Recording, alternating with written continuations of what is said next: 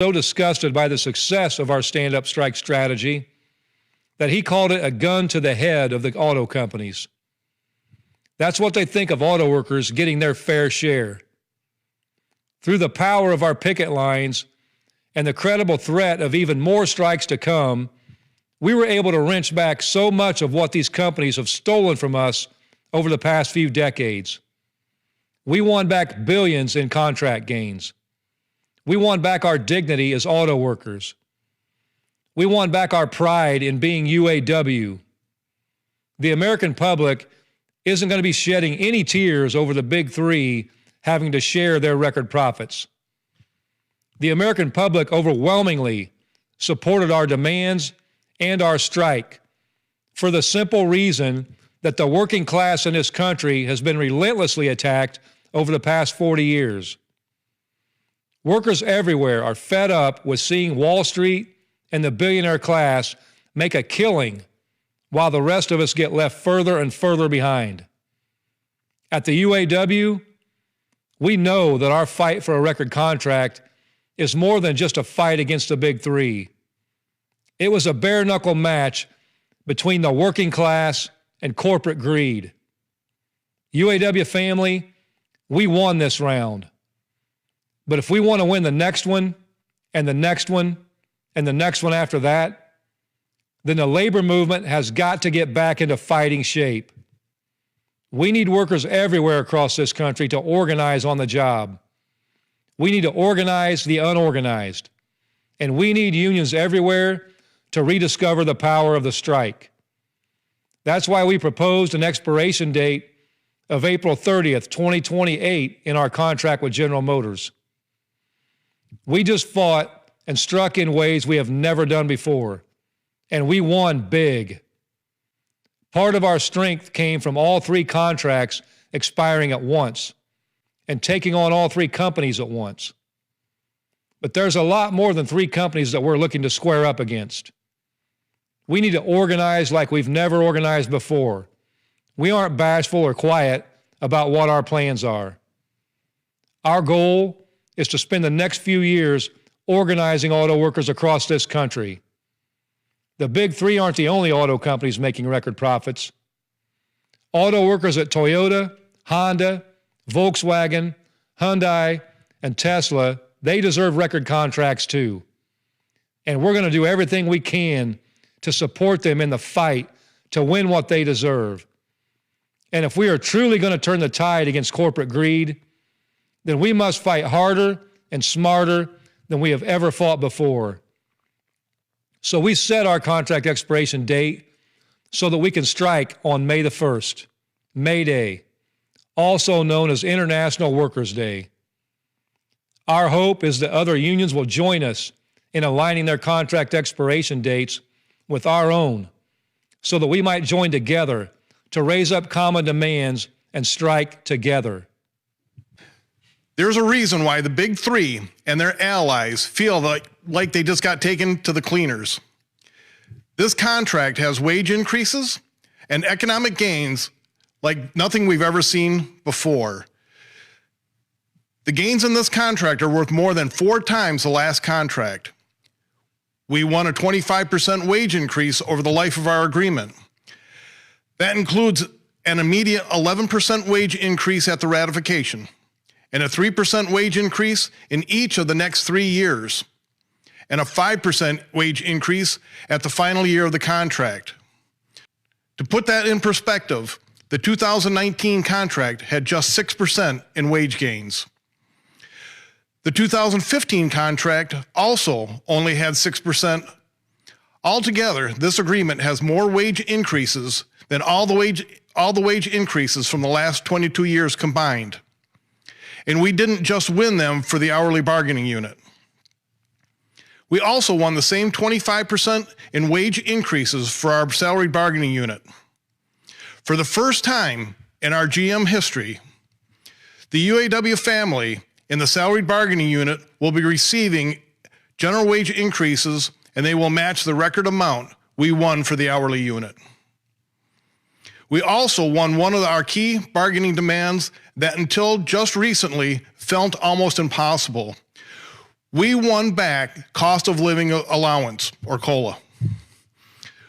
This will protect and advance our wages moving forward. And we won it for both our hourly and UAW salaried engineers and nurses. Not only have we raised our wages, but we have dramatically shortened the time it takes to get to top pay. Coming out of the Great Recession, the companies imposed an 8-year progression to top wage on our union. We have just successfully cut that progression down to 3 years. Thousands of GM members will see dramatic increases in their wage rate as a result. By the end of this contract, the starting base wage for GM members will increase by about 70%, from $18.04 an hour to $30.60 an hour with estimated cost of living allowance. The top wage will increase by about 33%, from $32.32 an hour to $42.95 an hour. The wage increases are even more dramatic for our members who have suffered from the tiers that have divided our union. One of our central goals in this round of negotiations was the elimination of tiers. While we didn't win everything, we made enormous strides. At GM, we did more to eliminate wage tiers than at any of the big three.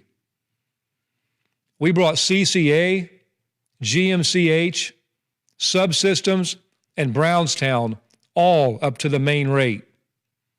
Upon ratification, all of those members will be placed on the production pay scale. Some GMCH members will receive an immediate pay increase of up to 89% at ratification.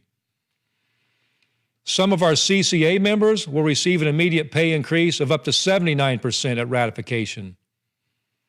Following the Great Recession, GM spun off some of the work under our national agreement into subsidiary companies such as Subsystems and Brownstown, where they offered UAW members less pay and fewer benefits. For years, our union brought into the lie that there was nothing we could do about it. But the stand-up strike has changed that. At ratification, Subsystems and Brownstown workers will be immediately brought into our national agreement. Many of them will receive immediate wage increases of more than 70%. So when we talk about an 11% general wage increase on ratification, that's just a starting point. This contract will change thousands of lives overnight. For years, GM has maintained a permanent underclass of temporary workers who kept the company's profits high by keeping wages low. Thanks to the power of our stand-up strike, at ratification, all full-time temporary workers at GM with at least 90 days of employment will be converted to seniority employees. Moving forward, full-time temporary workers will be automatically converted to seniority employees at 9 months, and their time spent as a temporary worker will be counted towards their progression.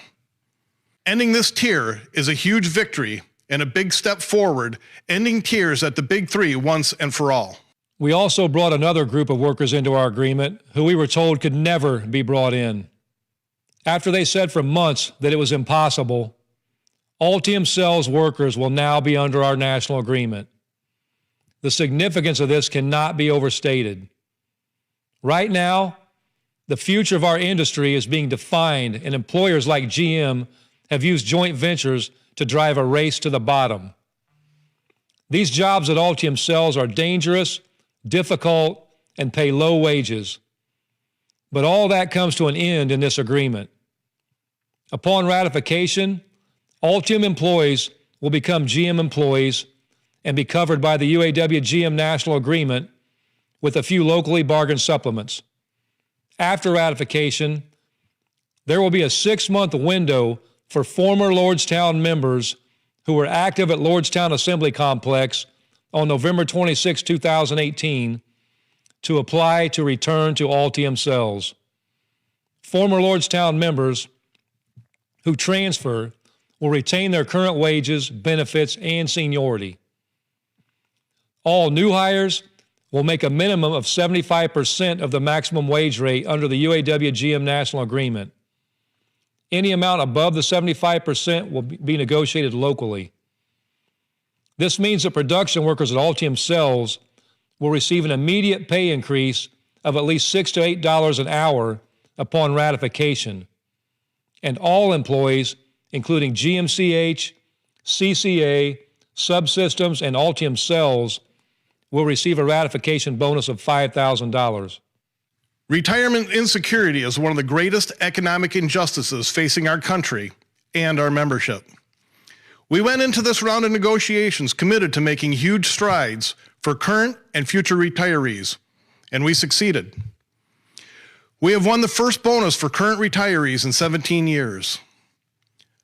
Under this agreement, current retirees and surviving spouses will receive 5 payments of $500 annually. For decades, surviving spouses received less than the retirees. This contract not only reestablished our annual bonuses for all retirees, but provided the same amounts for surviving spouses.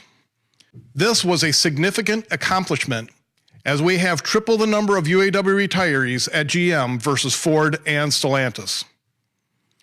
For current legacy employees, we won a $5 increase to the life income benefit, which will result in an increase of $1,800 a year to future pensioners. The company will offer 3 special attrition programs, SAPs, from January 2024 through the life of the agreement, a $50,000 lump sum pre-tax retirement incentive for traditional employees who meet the normal or early retirement eligibility requirements. For current in-progression employees, we won a groundbreaking 10% employer contribution with no required employee contribution to their 401k. This benefit is capped at 40 hours because our union is fighting hard to ensure that everyone is provided a pathway to dignified retirement without having to work more than 40 hours a week. Due to the historic wage increases in this contract, in-progression employees will see the annual company contribution to their 401k increase by 73 to 146% over the life of this agreement. We just showed everyone, from the companies to the public to even ourselves, the real power of a strike. When we take action and hit these companies where it hurts, suddenly the impossible becomes possible. That's why winning the right to strike over plant closures, outsourcing, and product and investment was one of our top goals in this round of negotiations. We made history in winning this demand across the big 3, but it matters in particular at General Motors because over the last 20 years, GM has closed nearly twice the number of plants as Ford and Stellantis combined. GM's product commitments are no longer just on paper. Now they're backed up by the power of the strike threat. That's the strongest tool we have to protect our jobs, our families, and our communities. And GM knows we won't hesitate to strike if we need to. Our union made historic gains in this round of negotiations because of the tenacity and unity of our national negotiators, as well as the courage and discipline of our UAW members. The threat of the stand-up strike empowered our union to make gains in national negotiations. That is why Shawn and I wholeheartedly support sending this tentative agreement to the membership for a vote. You are the highest authority in our union, and you will decide what happens next. See for yourself. To read the highlighter in the white book, head to uaw.org/GM2023. Sit down and read it, talk to your coworkers, talk to your family, and let's move forward together. Before we close out, I want to comment on some of the noise being made by analysts and pundits on the impact that our strike and the historic contracts we won will have on car prices. I want to be clear. Car prices are way up, but it's not because of worker wages, low inventory, or anything but corporate greed. In the past 4 years, the average price of a new car is up by 30% and more. The profits from those higher prices was not passed on to the workers who made those vehicles.